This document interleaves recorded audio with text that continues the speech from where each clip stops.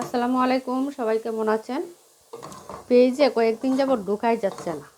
বাংলাদেশে মনে হয় বৃষ্টি হচ্ছে, সবাই সমানে শুধু খাবারের ছবি দিচ্ছে, তাও আবার খিচুড়ি। এত মজার খাবার দেখলে কি আর ঠিক থাকা যায়? আমিও ভাবলাম আজকে একটু রান্না করে ফেলবো। এখানে প্রথমে পরিমাণ মতো তেল দিয়ে পেঁয়াজটা হালকা একটু বেরেস্তার মতো করে ভেজে নিয়েছি। আমার খিচুড়িটা কিন্তু একটু ডিফারেন্ট হবে।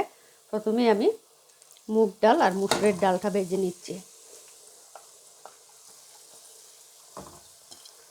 রান্না হচ্ছে এরকম, এক একজনের রান্নার সাথে আরেকজনের রান্না কিন্তু মিল।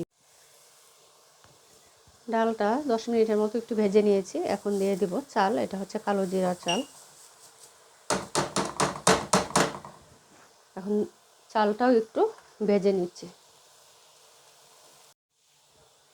চালটা ভেজে নিয়েছি, এখন অল্প করে একটু আদা দিচ্ছি। আমি আর কোনো মশলা দিব না, আর সামান্য পরিমাণে একটু হলুদ দিব। পানি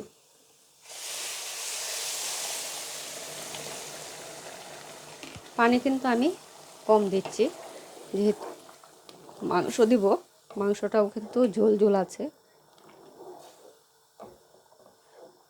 হালকা একটু হলুদ দিয়েছি এটার মধ্যে।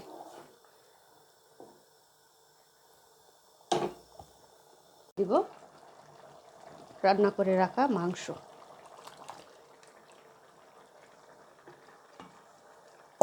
এই খিচুড়িটার সাথে অন্য কোনো কিছু আর লাগবে না। এটা কিন্তু একটু সালাদ আর একটু পেঁয়াজ কাঁচামরিচ দিয়ে খাওয়া যায়।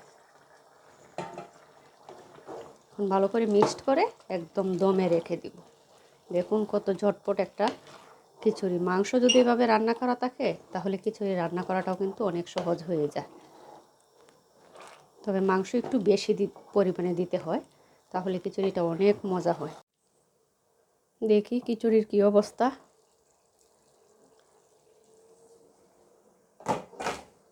একটু নেড়ে দিই।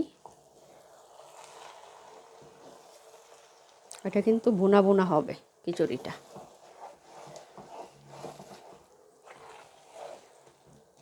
কি যে সুন্দর একটা গ্রান বের হয়েছে।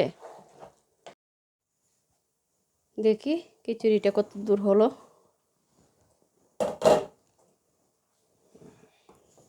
একদম সুন্দর হয়েছে খিচুড়িটা। চাল ডাল সব কিছু কিন্তু সুন্দরভাবে ফুটে গিয়েছে। রসুনটাও সিদ্ধ হয়ে গিয়েছে, কিন্তু গলে নাই, এরকম আস্তে আস্তে আসছে। একটা কাঁচামরিচ দিয়েছি।